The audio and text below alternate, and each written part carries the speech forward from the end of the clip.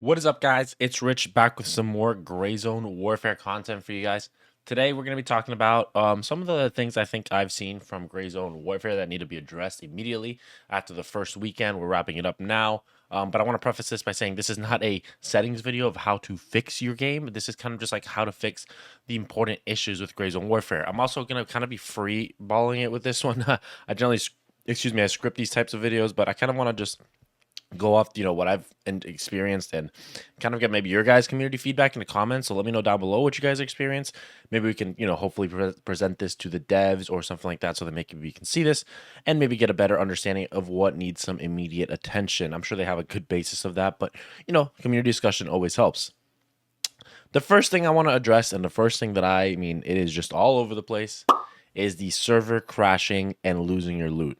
It is very, very tough, and it happened to me about twice yesterday, where I was out in the middle of the war zone. I guess we can call it the zone. But I was out there and completing tasks, and all of a sudden my game disconnected, and it said fail to sync profile with. I think failed to sync profile with server was the exact error message. But I came back to the base, and I didn't have any of my gear, and none of the tasks, all the tasks essentially reset. So everything that I had done for the last like 30 minutes to an hour there completely just wiped itself out, which is very unfortunate, and definitely one of the immediate fixes that needs to be addressed is the server crashing and the kind of the, I guess, character wipe, if you will. So you need to address the server crashing and the character wipes. Also, I know they're putting out a hotfix hopefully soon. They've been talking about it a lot, about the not having any loot and the safe container bugs and the invisible head bug. So, and a lot of people are saying the only way to fix that is by wiping your character, which people don't want to do because they've already put a bunch of hours in. But I expect a hot fix out for that sooner rather than later. They've mentioned it a few times, and they put out a hot fix earlier a few days ago, but it didn't really fix the problem. So they've been working hard on it, and I'm sure they're going to get it out hopefully sooner rather than later. The next thing I want to talk about is the loot and slash money. So I've had a couple people in the comments, probably a decent amount, ask me to make a money guide. Right now, there's not a lot I would say in terms of making a money guide that you need to you need to do or follow. Right now, the main way to make money is just completing your quests. You'll just make a buttload of money, and I haven't really had any issues with being funded to buy gear and buy kits. But I also don't see a necessity to loot the stuff out in the world right now. There's not a lot of rare loot, and when you like loot something rare or whatever, if you loot, for example, from weapon box or something like that after fighting for some PvP for that area, you can get and sell some weapon parts for like a couple $100s, and that like does nothing because you can complete a task and get like $7,000 to $10,000 right away. So the loot needs a rework, and they need to add, I guess, more, I don't know, dynamic pricing, rare loot, rare items, rare goods, something along the nature that makes it more valuable for players to be in a PvP area and get some good tier loot and then build up their money in their stash. Right now, the I would say the main thing is that there's no like downside to dying. You can just get back your kit or go back to base, re-kit up, and go unless you're really struggling for money. But I don't think a lot of players are. But let me know down below. Are you guys doing pretty good financially as far as in the game? I think that it definitely has its own caveats, but it just depends, I guess. But I don't think that the loot right now is worth looting. Not even like, I mean, maybe the guns if you need ammo or something like that. But the loot that you find around the world, it personally seems kind of jank. And I definitely think that the loot needs a little bit of a rebalance or introduce new items. The next thing I want to discuss isn't really a bug fix, but more of a feature change or a feature upgrade, is the transportation system in the game right now. When you are trying to go complete a task, how many times have you been sitting in a base and then get stuck there because no transport's available or something denied, because there's only, I believe, four, maybe five choppers available from each team out there at the moment. And I'm not saying blow that up to 10 or something like that, but I was maybe in the future. I mean, I'm sure this isn't in the game plan right now, but adding alternate forms of transportation, maybe vehicles, ground vehicles, or bigger helicopters. That's also a better possibility as well. Maybe like, down the line, you can have Blackhawks or something of that sorts. But I do find it kind of frustrating right now. And maybe upping the helicopter counts, maybe like 6 or 7 might alleviate this a little bit more. I know you'll have a lot of helicopters flowing through the area, but maybe you can add their speed modifier up a little bit by a few percentage points, and then you can get them in and out of the server, so it's not lagging it down as much. But I do think that's pretty frustrating when you're trying to do some transportation and you get stuck at the base or get stuck in an area because there's no birds available.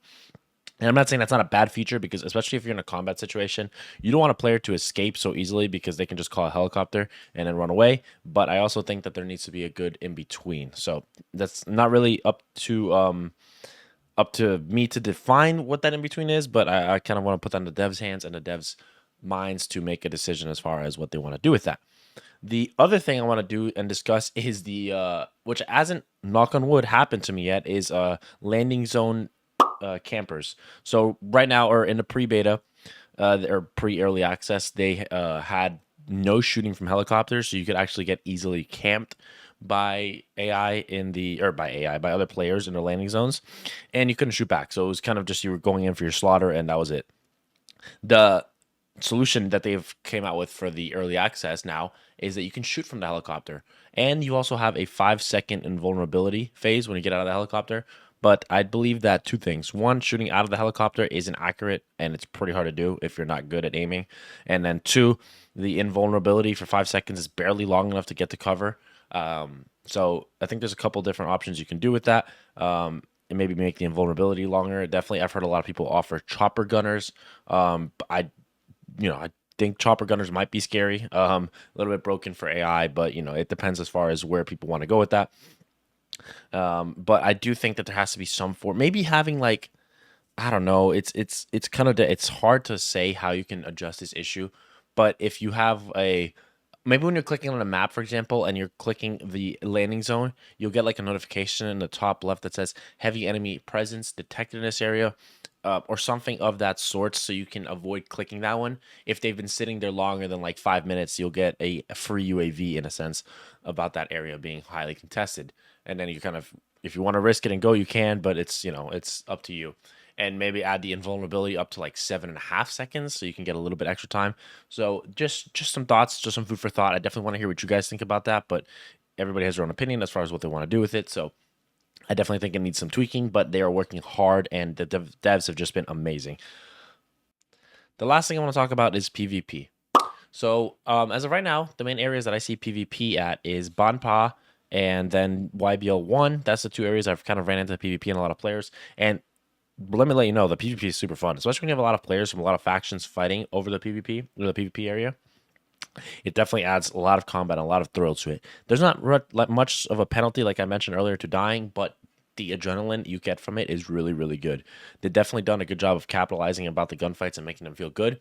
I definitely think the PvP needs to be expanded on in its own rightful sense, because you have the joint operations mode with the PvE mode, which has no PvP, and then you have warfare, which is PvEVP.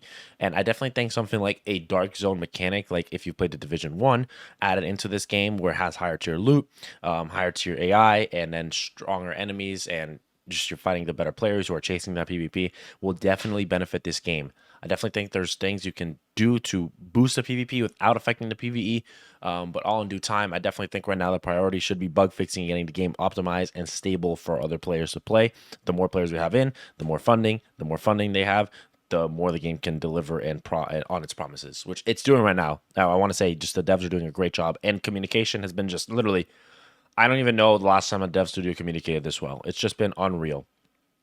Other than that, let me know. I want to get community discussion. Obviously, let me know down in the comments what you guys think of this video. What do you think about my thoughts? And what are your recommendations that they should be implementing in the near future? Hopefully you guys did enjoy it. If you did, drop that like, drop that sub, and also catch me live over on twitch.tv/OneShotRich. I'm trying to start, I will actually, should I say, start being like a Sherpa for this game and helping out new players if they have any questions or anything like that. Also, we are doing a giveaway at 4 p.m. Eastern time on YouTube. There will be a video coming up that is called Giveaway, and it's going to have the instructions as far as how you can get a giveaway going. But we're also doing 2 other giveaways, one on the Twitch once we reach 2,000 followers, and then one on Twitter once we reach 500 followers. The Twitch giveaway will actually be the $100 edition, so make sure you be on the lookout for that. Other than that, guys, peace out. I'll talk to you guys later, and I'll see you in the gray zone.